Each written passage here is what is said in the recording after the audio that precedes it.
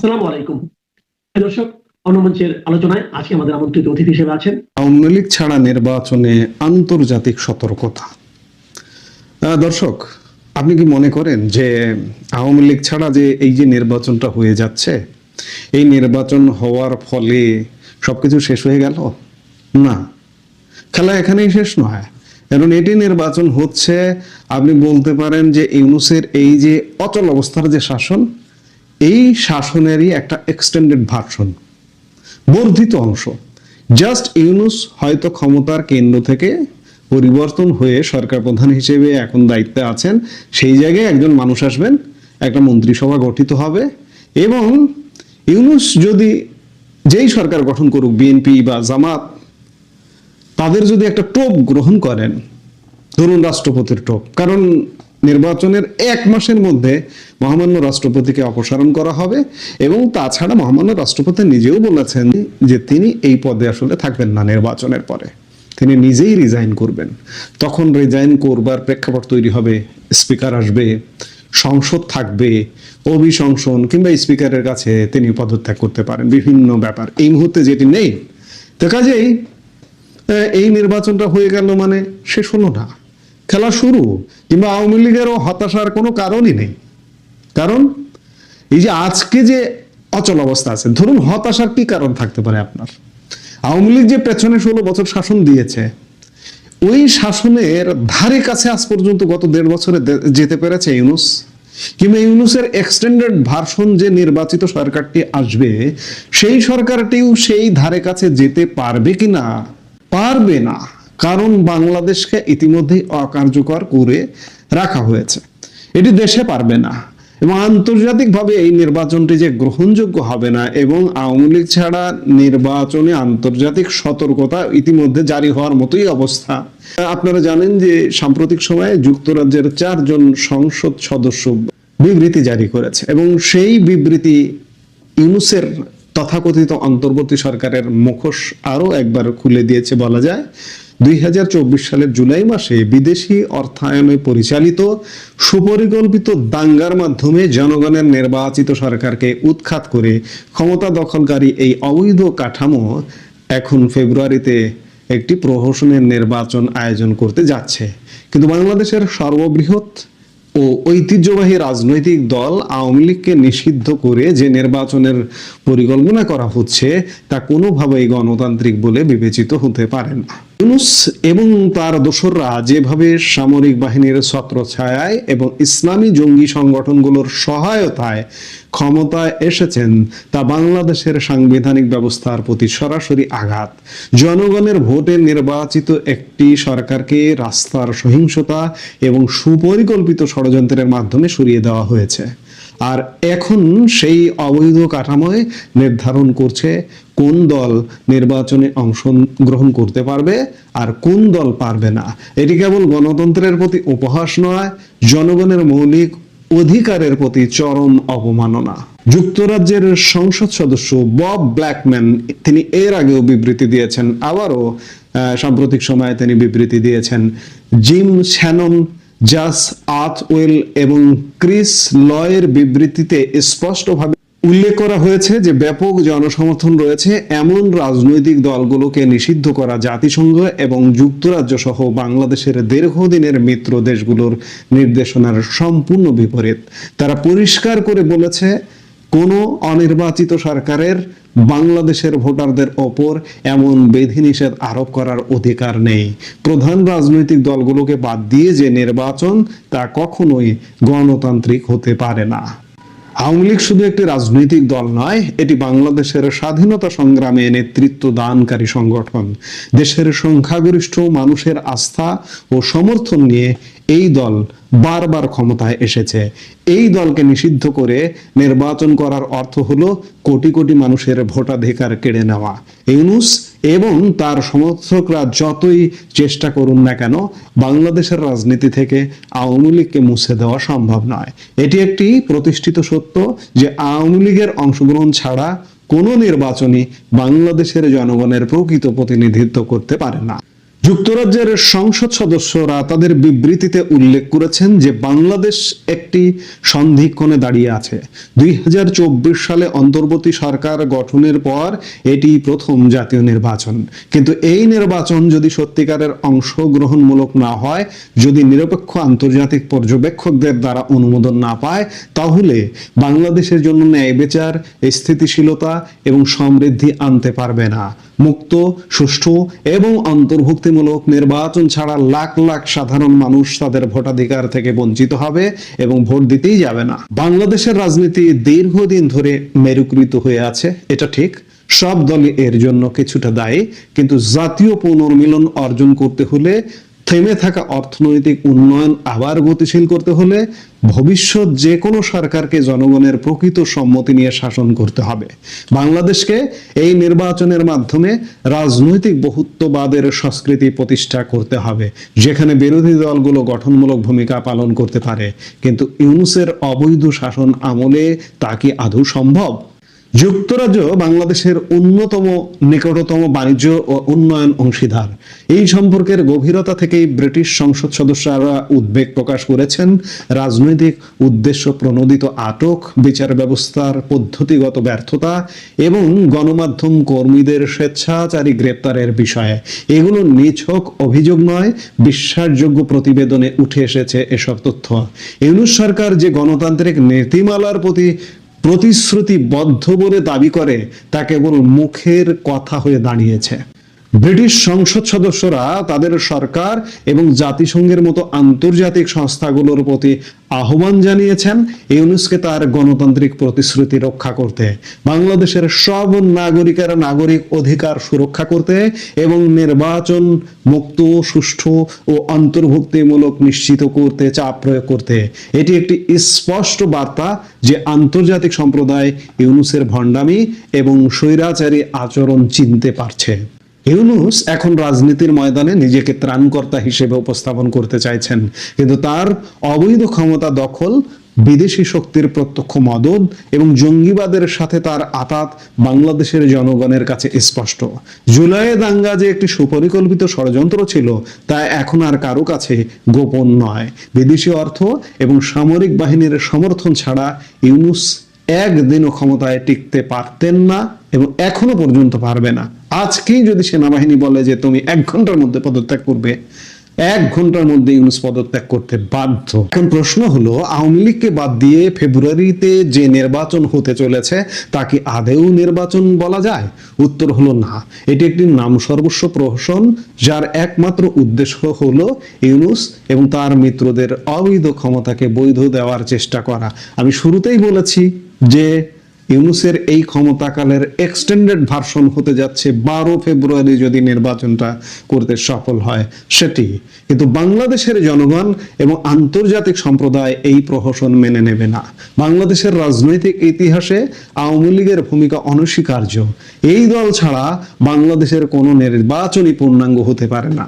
যারা মনে করছেন আওয়ামী লীগকে নিষিদ্ধ করে দেশের রাজনীতিতে একটি নতুন অধ্যায় শুরু করা যাবে, বা যারা স্বপ্ন দেখছেন, বাস্তবতা হলো আওয়ামী লীগ বাংলাদেশের মানুষের হৃদয়ে এবং রাজনৈতিক চেতনার গভীরতার মধ্যে প্রথিত। ইউনূস এবং তার অবৈধ সরকার যতই চেষ্টা করুক, তারা ইতিহাসের চাকা পেছনে ঘোরাতে পারবে না। বাংলাদেশের জনগণ জানে কে তাদের প্রকৃত প্রতিনিধি এবং কারা ক্ষমতার জন্য বিদেশি প্রভুদের সেবা করছে। ফেব্রুয়ারির এই তথাকথিত নির্বাচন হয়তো অনুষ্ঠিত হবে, কিন্তু তা কখনোই বাংলাদেশের জনগণের ম্যান্ডেট পাবে না। দুনিয়ার কোনো গণতান্ত্রিক দেশ এই প্রহসনকে বৈধ নির্বাচন বলে স্বীকৃতি দেবে না। কাজেই এই নির্বাচন হয়ে যাওয়া মানেই শেষ নয়। যে কোনো সময় আওয়ামী লীগ শক্তি সামর্থ্য নিয়ে মাঠে নামবে। আওয়ামী লীগের কর্মীরা কি মারা গেছে? এখন এই যে দমন পীড়ন কালে চুপচাপ আছে, মাঠে নামানো যাচ্ছে না, বা মাঠে নামালেও বিপদ হচ্ছে। এই যে নেতা কর্মীদের বিপদের কথা চিন্তা করে আওয়ামী লীগ সাংগঠনিকভাবে এই মুহূর্তে চুপচাপ। 12 ফেব্রুয়ারি নির্বাচন হয়ে যাবে, যে কর্মসূচি হোক না কেন, সেটা 5% 10% মানুষের উপস্থিতি হোক না কেন, নির্বাচন হয়ে যাবে। এর অর্থ এই নয় যে নির্বাচন হলো মানে সবকিছু শেষ হয়ে গেল। এই যে আজকের মব ভায়োলেন্স, আজকের অনিয়ম, আজকের ব্যবসা বাণিজ্য বন্ধ, আজকের সামাজিক বিশৃঙ্খলা কি বন্ধ হয়ে যাবে? প্রশ্নই আসে না। দেশের আপামর জনসাধারণ এই একতরফা নির্বাচন কোনোভাবেই মানবে না। হ্যাঁ, হয়তো একজন শাসন ক্ষমতায় বসে গেছে, এই যে ইউনূস যেভাবে 1.5 বছর বসে আছে, আবার এক্সটেন্ডেড ভার্সনে একজন প্রধানমন্ত্রী হবেন, কিন্তু তার অর্থ এই না যে বাংলাদেশের আপামর জনসাধারণ সেটিকে মেনে নেবেন না। কাজেই আওয়ামী লীগ ছাড়া নির্বাচন নয়, এটি এক প্রকার আন্তর্জাতিক সতর্কতায় দিয়েছে ব্রিটিশ 4 সাংসদ কয়েকদিন আগে বিবৃতি জারি করে। এটি আসলে দেশে বিদেশে কোথাও গ্রহণযোগ্য হবে না। আমি 12 তারিখের মধ্যেই আওয়ামী লীগ সংগঠিত হয়ে মাঠে নামতে হবে এমন কোনো কথা নেই। 1 মাস পরে নামবে, 2 মাস পরে নামবে, 3 মাস পরে নামবে, কিংবা 1 সপ্তাহ পরে নামবে, আওয়ামী লীগ নামবেই, কেউ ঠেকাতে পারবে না। আওয়ামী লীগের সব মানুষ মারা যাবে না, আওয়ামী লীগ থাকবে, আওয়ামী লীগ আসবে। এটি অন্যায়ভাবে আওয়ামী লীগকে বাইরে রেখে নির্বাচনের প্রহসন করা হচ্ছে। এটি নিঃসন্দেহে বাংলাদেশের জন্য অ্যালার্মিং। অর্থাৎ বাংলাদেশের এই যে সমস্যা, আমরা যে একটা গভীর সমস্যার মধ্যে ঢুকে পড়েছি, এই সমস্যা থেকে আমরা খুব সহসা বের হতে পারছি না। আগামী 1 মাসের মধ্যে বের হতে পারছি না, আগামী 2 মাসের মধ্যে বের হতে পারছি না, খুব শর্ট সময়ের মধ্যে আমরা বের হতে পারছি না। অর্থাৎ আমরা দীর্ঘ স্থায়ীভাবে একটা গহ্বরের মধ্যে, একটা গর্তের মধ্যে ঢুকে থাকলাম।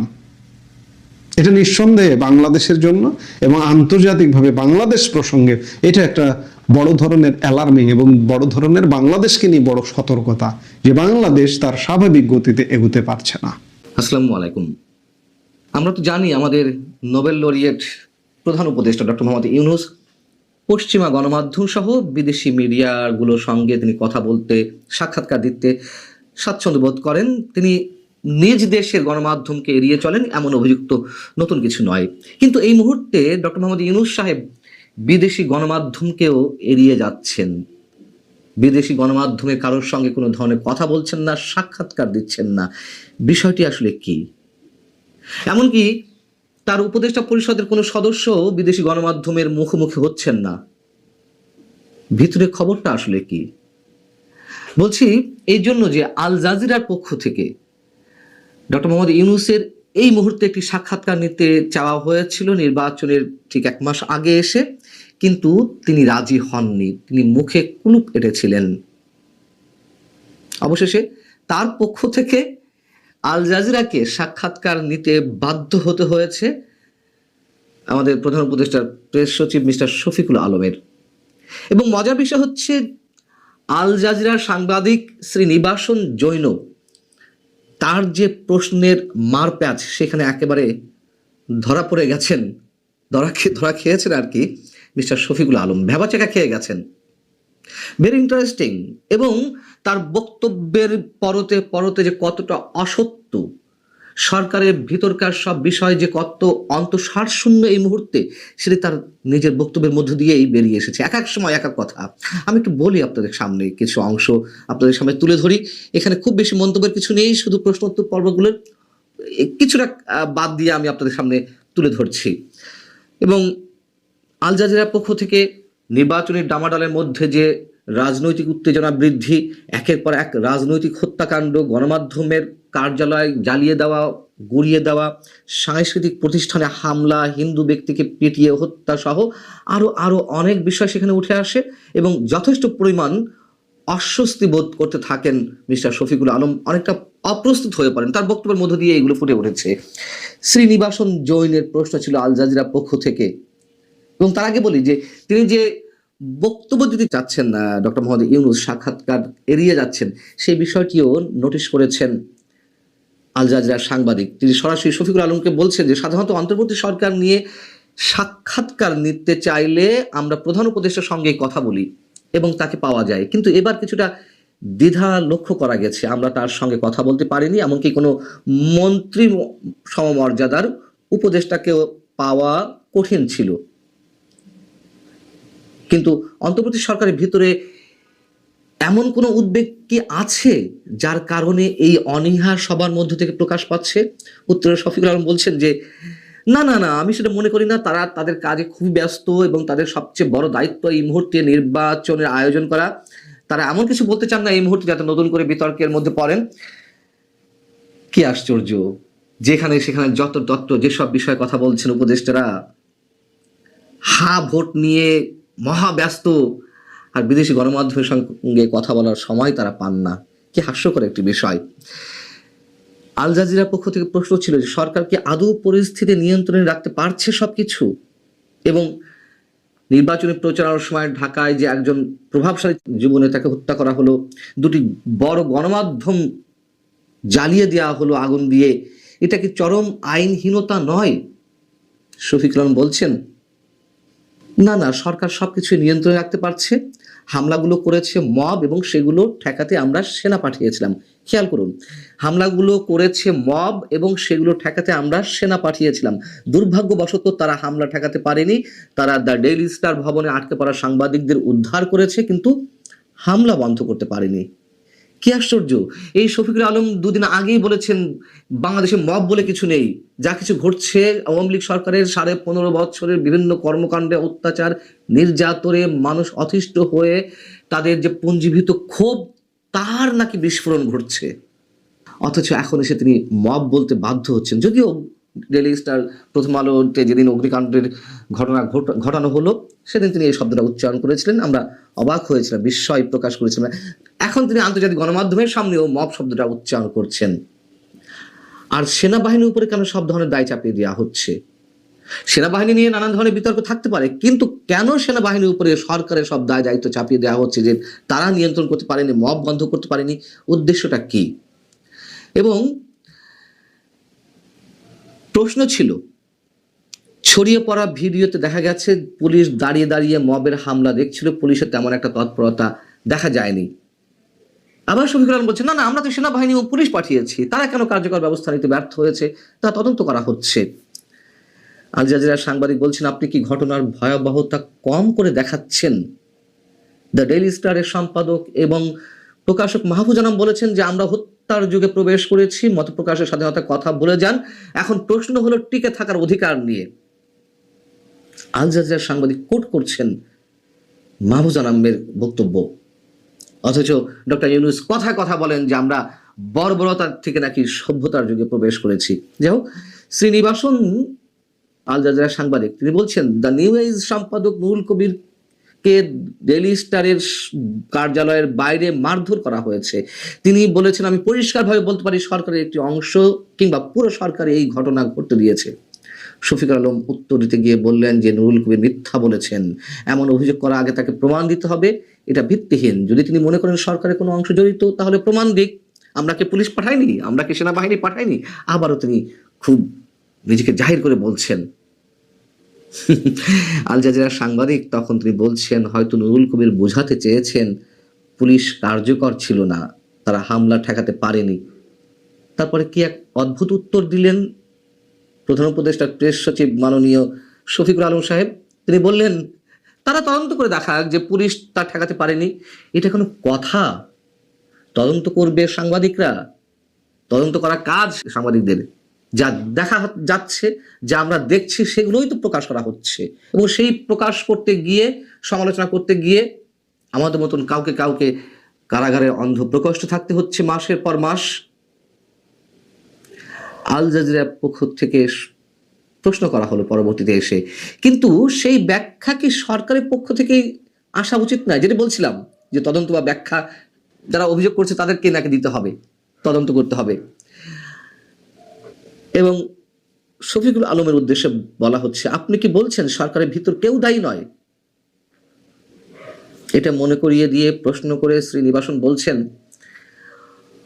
জাতিসংঘ বলেছে অন্তর্বর্তী সরকারের দায় মুক্তির সংস্কৃতি মোকাবেলায় ব্যর্থতার ফল হচ্ছে এই মব হামলা। এটা তো নুরুল কবির কেবল বলেননি, জাতিসংঘ বলেছে। তখন আবার শফিকুল আলম বলছেন, আমি সেটাও প্রত্যাখ্যান করি। আমাদের রেকর্ড দেখুন, আমরা 17 মাস ধরে ক্ষমতায় আছি, এই সময়ের অপরাধ পরিসংখ্যান পুলিশের কাছ থেকে দেখুন। আহা, কি দেখব? শ্রীনিবাসন জৈন প্রশ্ন করছেন, আপনি নুরুল কবিরের অভিযোগ প্রত্যাখ্যান করেছেন, জাতিসংঘের মূল্যায়নও প্রত্যাখ্যান করেছেন, অর্থাৎ আপনি এটা অস্বীকার করছেন যে সরকারের ভেতরে বা জোটে কোনো চরমপন্থী উপাদান আছে যারা সরকারকে অনেকটা হাইজ্যাক করে ফেলেছে, যার কারণে এসব ঘটনা ঘটছে। আবার বলছি, এসব আজগুবি কথা, এগুলো কোনোটাই সত্য নয়। এটি আমাদের ইতিহাসের অন্যতম সেরা ক্যাবিনেট, যেখানে শিক্ষাবিদ রয়েছেন, শীর্ষ সাবেক আমলারা রয়েছেন, অবসরপ্রাপ্ত সাবেক জ্যেষ্ঠ সামরিক কর্মকর্তা, কূটনীতিক এবং মানবাধিকার কর্মীরাও উপদেষ্টা পরিষদে রয়েছেন। শ্রীনিবাসন তাহলে বলছেন তারপরে যে তাহলে হাসিনা বা তার সমর্থক নির্বাচনের আগে বাংলাদেশের সন্ত্রাসী কার্যক্রম করার জন্য উদ্বুদ্ধ করছে, আওয়ামী লীগ নাকি সন্ত্রাসী কার্যক্রম করতে উদ্বুদ্ধ করছে, এটার প্রমাণ কোথায়? তখন তিনি বলছেন কেন প্রমাণ দেখাতে পারেনি? প্রমাণ তো আছেই আমাদের কাছে। শেখ হাসিনার অডিও বার্তা আছে, দলীয় নেতাদের সঙ্গে আলোচনা করছে, সেগুলো আমরা পরীক্ষা করছি, আমাদের গোয়েন্দা সংস্থাগুলো সবসময় সেগুলো নজরে রাখছে। কি অদ্ভুত বক্তব্য! সন্ত্রাসী কর্মকাণ্ড আওয়ামী লীগের নেতাকর্মীরা করছেন কিনা এই প্রশ্নটা করা হয়েছে, তার কোনো বাস্তব ভিত্তিক উদাহরণ না দিয়ে উনি বলে ফেললেন এই যে অডিও শুনছি, এই করবে সেই করবে, এই যে আমাদের গোয়েন্দা সংস্থাগুলো কাজ করছে, কিন্তু প্রমাণটা কোথায়? আল জাজিরার পক্ষ থেকে প্রশ্ন করা হলো যে এই নির্বাচনে ডক্টর ইউনূসের পরীক্ষার শেষ অধ্যায়, তিনি কি সব মিলিয়ে দায়িত্ব পালন করতে পেরেছেন বা পারছেন? শফিকুল আলম সবসময় যা বলেন আবারও তাই বললেন, তিনি অসাধারণ কাজ করছেন, ইতিহাস তার প্রতি সদয় হবে, তিনিও তার সরকার একটি ভঙ্গুর অর্থনীতি সামলাচ্ছেন, একটি গণভ্যুত্থান হয়েছে, মানুষ ক্ষিপ্ত, তিনি সবাইকে শান্ত করে স্থিতিশীলতা বজায় রাখতে পেরেছেন। বর্তমানে যা চলছে তা নাকি স্থিতিশীলতা। কপাল ভালো, রাজনৈতিক দলগুলো এখনো পর্যন্ত ডক্টর মোহাম্মদ ইউনূসকে সমর্থন দিয়ে টিকিয়ে রেখেছে, নইলে অস্থিতিশীলতা কাকে বলতো সম্ভবত সেই দুর্ভাগ্য হতো আমাদের তা অবলোকন করার। তিনি বলছেন যে আমাদের রেকর্ড আছে, আমরা অর্থনীতি পুনরুদ্ধার করতে পেরেছি, আইন শৃঙ্খলা পরিস্থিতির উন্নয়ন করতে পেরেছি, শান্তি স্থিতিশীলতা ফিরিয়ে আনতে পেরেছি, আমরা নতুন পররাষ্ট্র নীতি নিয়েছি, গৌরবের সঙ্গে আমরা সাংস্কৃতিক বৈচিত্র্যকে তুলে ধরছি। বলুন, বৈচিত্র্যময় সাংস্কৃতিক কর্মকাণ্ড তুলে নাকি ধরছে এই সরকার? সাংস্কৃতিক কর্মীদের উপর হামলা, নাট্যকর্মীদের উপর হামলা, নাটক যাত্রাপালা বন্ধ করে দেওয়া, মব সৃষ্টি করা, বাউল সম্প্রদায়ের উপরে আঘাত হানা, এইগুলো নাকি বৈচিত্র্যময় সংস্কৃতি। নতুন পররাষ্ট্রনীতি গ্রহণ করেছে সরকার, তা বটে, তুমুল ভারত বিরোধিতার মাধ্যমে অস্বাভাবিক পাকিস্তান প্রীতির পররাষ্ট্রনীতি আমরা দেখতে পাচ্ছি। সব শেষে এসে আল জাজিরার সাংবাদিক শ্রীনিবাসন জৈন বলছেন, মন্তব্য করছেন, মানে ইতিহাস যে ডক্টর মোহাম্মদ ইউনূসের প্রতি সদয় হবে আপনি বলছেন বা বলেছেন, আমরা কি এটা দেখার অপেক্ষায় থাকব? শফিকুল আলম বলছেন আরেকটি বিষয় দেখুন, গত 17 মাসে ডক্টর মোহাম্মদ ইউনূসের গ্রহণযোগ্যতা কি পরিমাণ, তার প্রতি সমর্থন 70% নিচে একবারও নামেনি।